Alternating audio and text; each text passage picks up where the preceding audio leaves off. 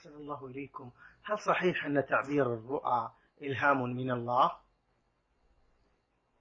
نعم. لا، تعبير الرؤى ليس عن كون الإنسان عالما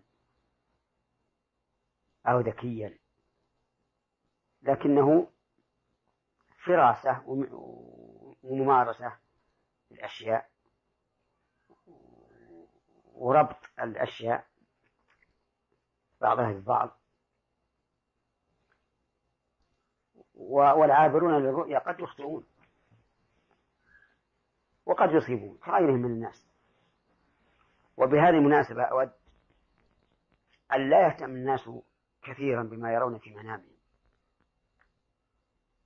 فتجد الإنسان إذا رأى شيئا يسيرا ذهب يبحث عن من يعبره. والمرائي ثلاثة أقسام: قسم يكرهه الإنسان، وقسم يحبه ويرى أن فيه تفاؤلا كبيرا، وقسم لا هذا ولا هذا.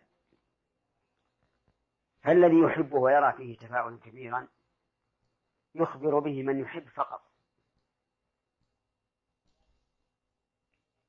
ولا يحب أحدا ولا يخبر به أحدا يبغضه، لأنه قد يحسده على هذا.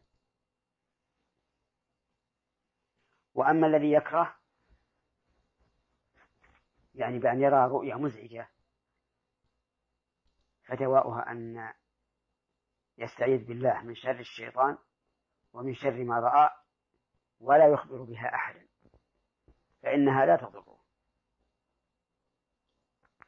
وأما الأحلام الأخرى التي لا يكرهها ولا يحبها فهي أضغاث أحلام،